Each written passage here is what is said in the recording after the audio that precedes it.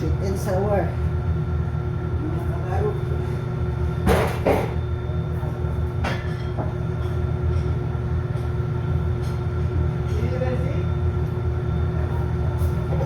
Alright.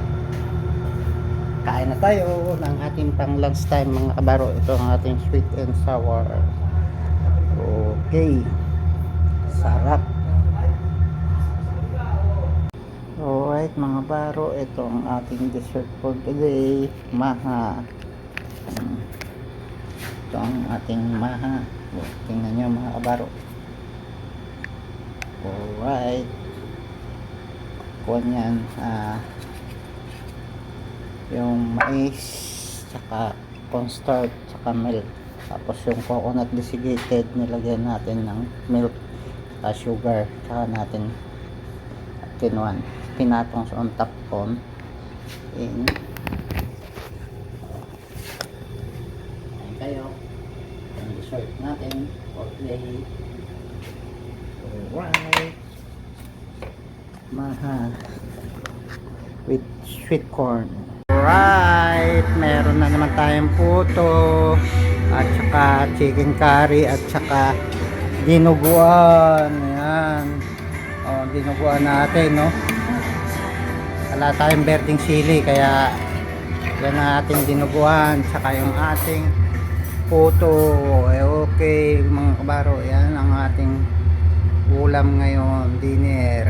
Puto, dinuguan at saka chicken curry at saka dinuguan. Alright mga kabaro, ito ang ating lunch ngayon, biryani. Chicken biryani tayo mga kabaro.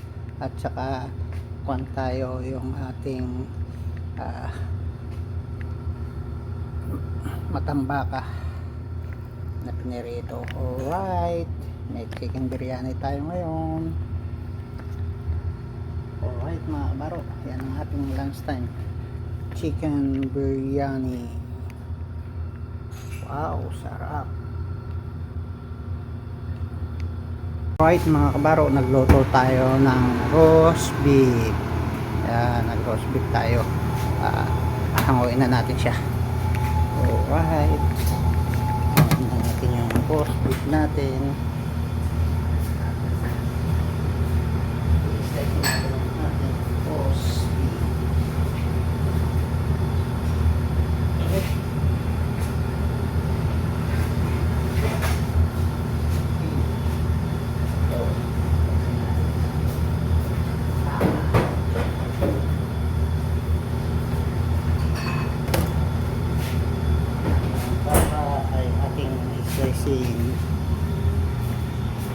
Ito, sarap. Wow. Oh. Stretchin natin yung ating baka. Sama natin magandang pwesto rito. Alright.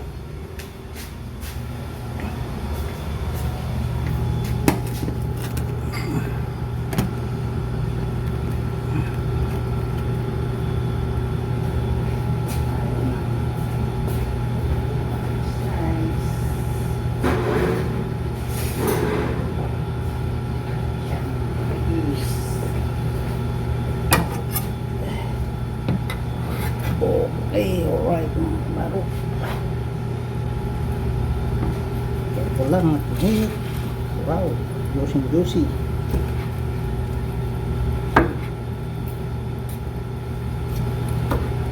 So, mga kabaro, kain kayo. Yan ang ating menu for today. Roast beef, strip loin ang ating ginamit.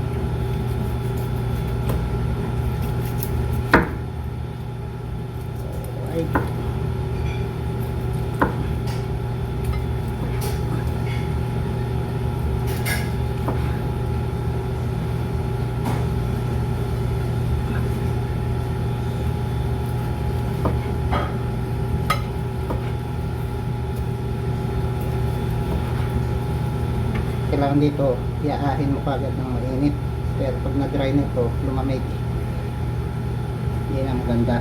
Kailangan ganitong kainit, saka mo pa lang bibigay sa kanila para naman hindi ganong ma-dry. Lagyan nyo ng foil kung nag-wait kayo ng bago kumain. Okay, alright. Oh, sarap.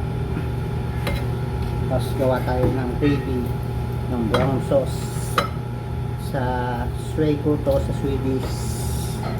May mga partner to ng mga roast potato or boiled potato.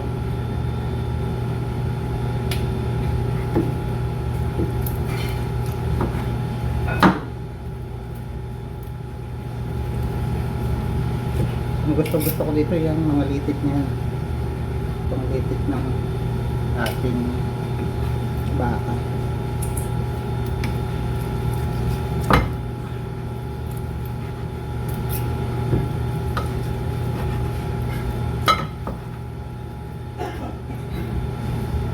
Ay,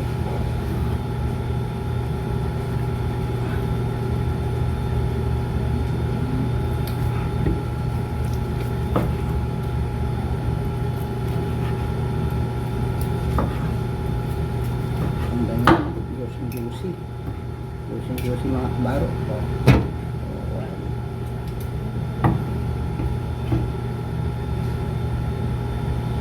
Juicy ang ating baka. Pag niroros nyo to, kailangan lagyan nyo ng siya ng foil para hindi siya ganong mag-dry.